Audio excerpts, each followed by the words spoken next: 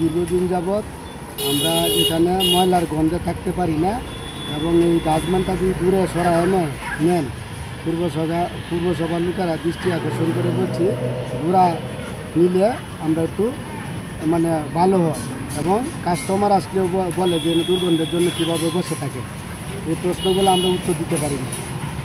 পৌরসভার আপনার রাস্তার চারপাশে ময়লা আবর্জনা ফালায় রাখে, হাঁটাচলা করতে অসুবিধা হয়, প্রচুর পরিমাণে দুর্গন্ধ হয়, নানান রকম রোগ জীবাণু ছড়াচ্ছে। এটাই মানে পৌরসভার দৃষ্টি মানে তারা যেন এটা নজরে নেয় জন্য এটা পৌরসভার দৃষ্টি আকর্ষণ করছে।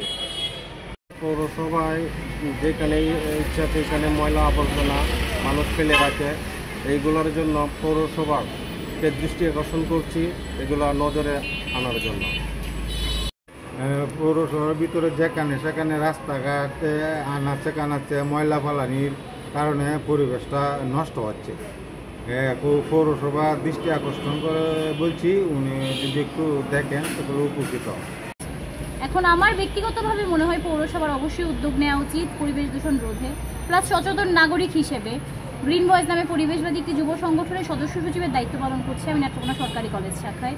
তাই আমরা যেহেতু এগুলো নিয়ে কাজ করি, আমার ব্যক্তিগতভাবে মনে হয় সচেতন নাগরিকের এবং যে কর্তৃপক্ষ আছে কর্তৃপক্ষের অবশ্যই এই বিষয়ে সচেতনতা বৃদ্ধি করা উচিত এবং তাদের পর্যাপ্ত পদক্ষেপ নেওয়া উচিত।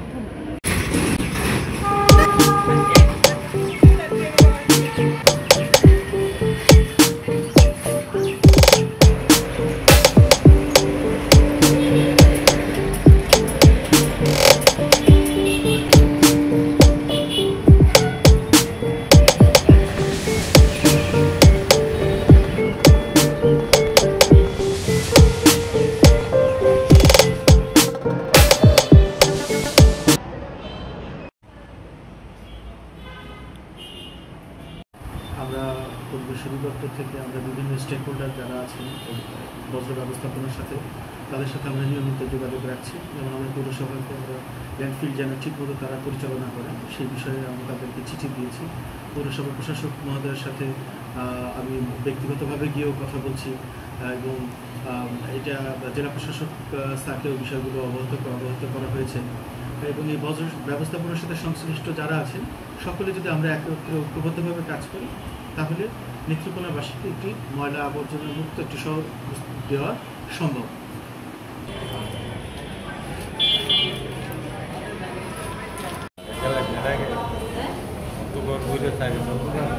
ধন্যবাদ। আপনারা ইতিমধ্যে দেখেছেন আমরা কিন্তু আমি প্রায় 8 মাস হচ্ছে জয়েন করার পর থেকে এটাকে নিয়ে একটা কাজ করে যাচ্ছি। তো আমাদের আমরা যেমন ড্রেন পরিষ্কার করছি, আর এখানে আপনি জানেন যে আমাদের একটা আছে ল্যান্ডফিল আছে। এই ল্যান্ডফিলের এটাকে যদি অ্যাক্টিভ করা যায়, আমাদের অবকাঠামো করা আছে কিন্তু এটাকে চালু করার জন্য বাংলাদেশে 37টা চালু আছে কিন্তু অবকাঠামো হচ্ছে, কিন্তু এটার সাপোর্টিং যদি প্রজেক্ট থেকে আসে তাহলে আমরা এখানে সোর্স থেকে মানে বাসাবাড়ির সোর্স থেকেই কিন্তু আমরা তখন ময়লাগুলো আলাদা করে নিতে পারবো। তখন ময়লা আলাদা করে নিলেই সেখানে আমাদের বিভিন্ন টাইপের ময়লা যে 3টা বিন থাকবে, সবুজ হলুদ, এইটা মানে ঘরের বাসাবাড়ি থেকেই ওটা আলাদা হয়ে যাবে। সেই থেকে আলাদা হলে আমরা সংশ্লিষ্ট আমাদের যে ল্যান্ডফিল আছে ওখানে যদি আমরা ওইভাবেই ফেলতে পারি তাহলে আসলে আমাদের এটা সমাধান হবে। তবে বাদবাকি ক্ষেত্রে আরও কিছু প্রজেক্ট আসতেছে, সেই ক্ষেত্রে যদি আমাদের প্রাথমিক একটা সোর্স ঘর বানাইতে হবে, সেটা তৈরি করার পরে আমরা এটাকে ময়লার ম্যানেজমেন্টটা আরও সুন্দর হবে আশা করি। আমাদের তো জনবল সীমিত, সেই ক্ষেত্রে আমাদের আসলে একটু কঠিন হচ্ছে। তো আমরা চেষ্টা করে যাচ্ছি যাতে এই যে যত্রতত্র ময়লা পড়ে আছে সেটার মধ্যে এই কার্যক্রমটা চালিয়ে নেওয়া।